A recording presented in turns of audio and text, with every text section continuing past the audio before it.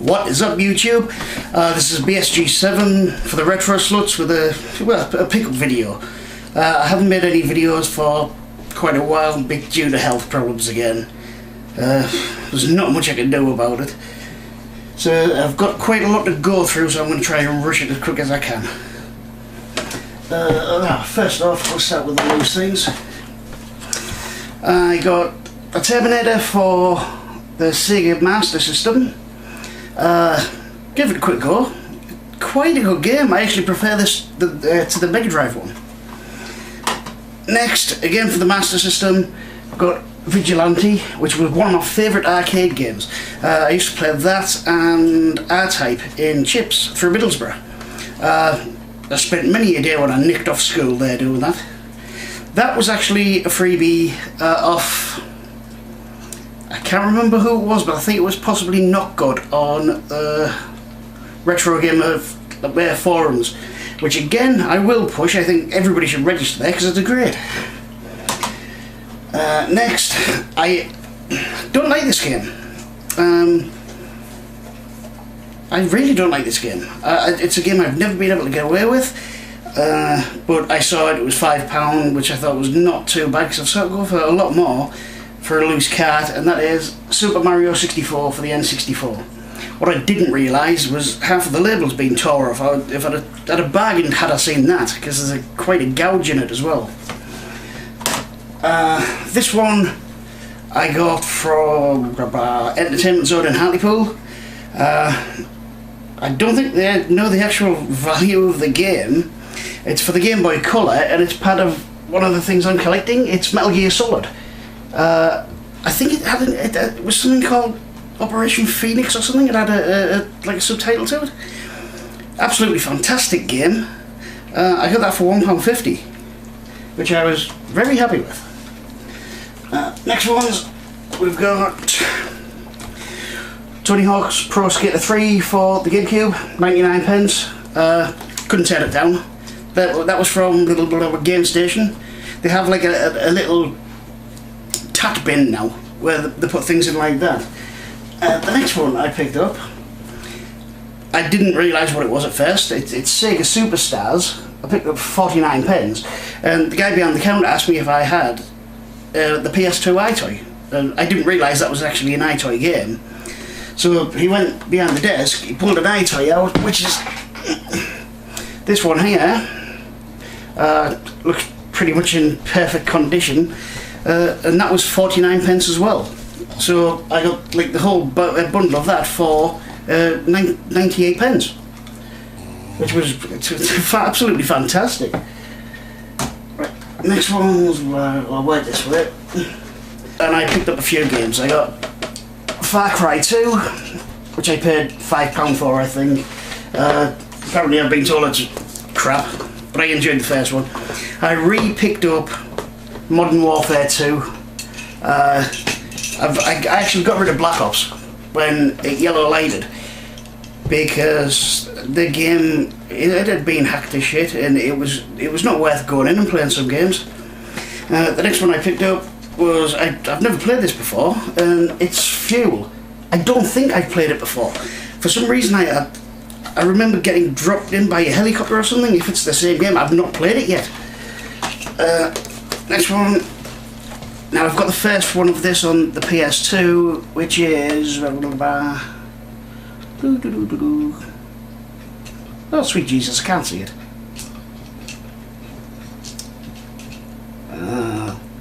That bollocks, I can't find it, can't remember the title. But it is Siren Blood Curse. Fantastic game, which I understand was basically a precursor to Heavy Rain. Heavy Rain was developed on the back of this game system. I don't know. Next one, game I'm really enjoying, and this is why I've not played any of the others. I got told it wasn't very good, and that is Vampire Rain: Altered Species. To me, it's like Metal Gear Solid, which is one of my favourite games. That's why I'm collecting them. But with vampires, and that's just a perfect mix for me. Great game. Next one, absolutely love it to bits. I love the first one, I finished the first one. I'm finding the second one a little bit harder, and that is Uncharted 2, Drake's Among Thieves. Yeah, the first one's Drake's Fortune.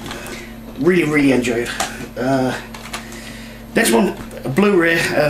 Only one Blu-ray I've got. Got it on the back of a few. What is it when somebody tells you you'll enjoy it? Anyway, whatever. And that is American History X. Edward Norton was fantastic in it. Edward Furlong I can't stand anyway, so at the end of it, when he's just laid there dead, I thought it was great. Really good film. The next one's PS2, they're unboxed. I think I got these for 50, well, practically the rest of everything I've got here I got for under £1. The first one is Metal Gear Solid 2 Substance. I've got Metal Gear Solid 2 on the PS2, so, well, I want to collect the full series. The only one I think I'm going to find hard to get is the MSX version. Next one, this is another series I'm collecting. This one I've never seen before, and that's Gran Turismo Concept. Obviously, you're driving concept cars, sounds great. Next one, Gran Turismo. That was about 50 pence. All of these were 50 pence, the PS1 games. This that was from Dr. Bananos in Hartlepool. Next, another copy of Gran Turismo. Thought I'd get one in to keep, one to trade. And Gran Turismo 2. All of them are complete in box. This is the only one. What isn't, both discs are perfect. There's not a mark on them, but unfortunately there's no manual. So I'll have to see if I can pick one up. Again, another series I'm wanting to collect. I've got Ridge Racer Type 4. And that is Ridge Racer Revolution, which, if I understand correctly, was the one what came after Type 4? I don't know. Game I'll probably never play, but it was there for 50 pence, complete in box, again unmarked. That's Formula 1 2001. Another series I'm collecting. Now these ones are quite strange. They're not complete in box. The discs there, again perfect, the manual's there, but the front inlay piece is missing, so obviously somebody's kept that to fap over. I'll just print new ones out. That's Tomb Raider, the first one. Then we've got Tomb Raider 2, which is in exactly the same condition. The cases were unmarked until some knob with a dodgy spine and spack hands on a walking stick dropped them in Dr. Bananos and broke them. Another series I think I will collect now. This is the first one, that is WWF SmackDown. I really enjoyed the games when they first came out, so I just thought I'd give them another go. And we've got SmackDown 2, which was 50 of your English pence. That's it for the PS1 games, yeah, I think. Next one, I don't know what's making me do it. I think it's I've been affected by the death of Randy Savage. Dig it! And that is Super WrestleMania for the Mega Drive. Cartridge, not marked. Again, no manual. Can't understand why people do that. The next one's PS2 games, and I'll do them in the right order. First one, Gran Turismo 3 A-Spec. Again, these were all 50 pence, complete in box. Again, unmarked. I don't know whether they've come, obviously they come from somebody who died or something, but they're in very good condition. Next one, Midway Arcade Treasures. Absolutely fantastic compilation.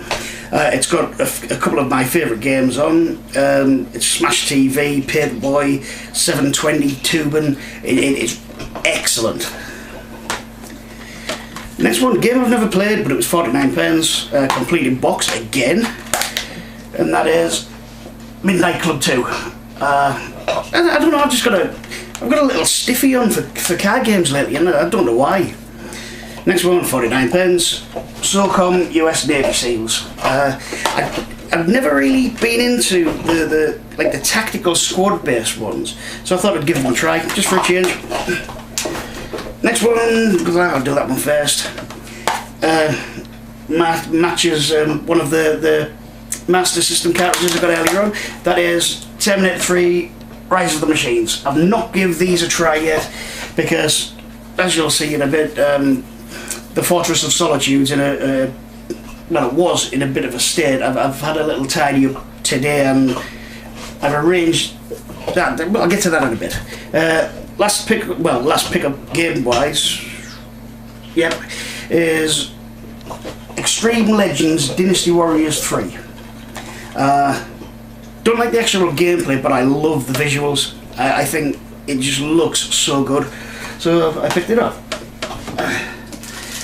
Next one's something I actually picked up quite a while back, but I've not got around to using yet, and I don't know what I'm going to put it in.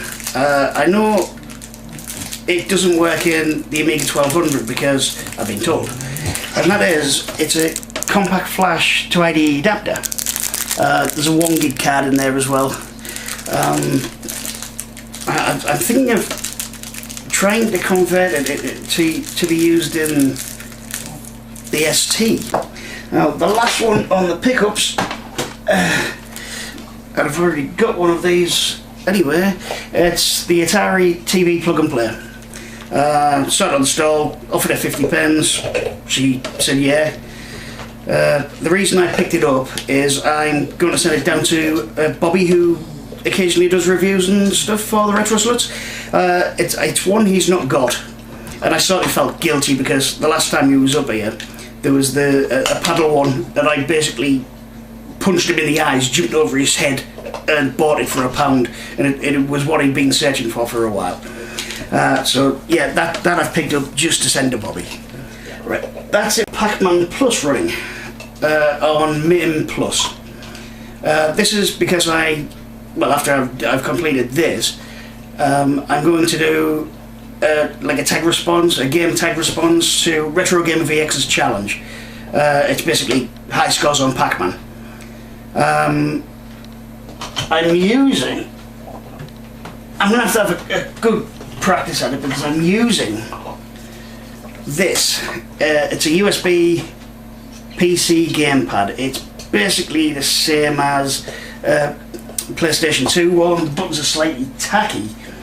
It has rumble features and everything's on. It works perfect. The problem is it's made for newer games, so it's very touch sensitive, and trying to play this, it's a bastard. But I will get it. I'm going to have a few more practices after I finish this. Well, not now because it's 2:15 in the morning. And then I'm going to give it a try. Just because, oops, I forgot one last thing. It was just thinking about Retro Gamer VX. That made me think about it. I've been wanting to get something like this for a while, and I was thinking about doing it with paint.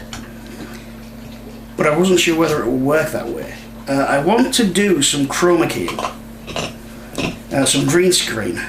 I bought a large sheet from Primark for £5, and 10 minutes later I walked past the British Heart Foundation shop, and I always go in because they tend to get gaming manuals in and things like that. And I went in and I just thought the young lass working there, she was quite pretty, so made an excuse to go talk to her, and asked if they had anything like a large green sheet. And she came down with this. It is, I'd say it's about 10 foot by 10 foot, which means it will be perfect. It looks slightly darker, but once I've got the lighting set up on it, I think that will work perfectly. She let me have it for 49 pence, and I mean, I give her £1 because well, it's a charity shop, isn't it? So, and I'm trying to find somewhere to set it up, and I'm going to give it a try. So I've got a few ideas in my head. I've got nothing else to do while I'm laid up in here, so I'm going to give it a go. Right, that's it for the first part of this. What I'm going to do is I'm going to give you a quickish walk around the Fortress of Solitude as it is now. It's not going to stay this way, but I'll explain that in a second. See you soon.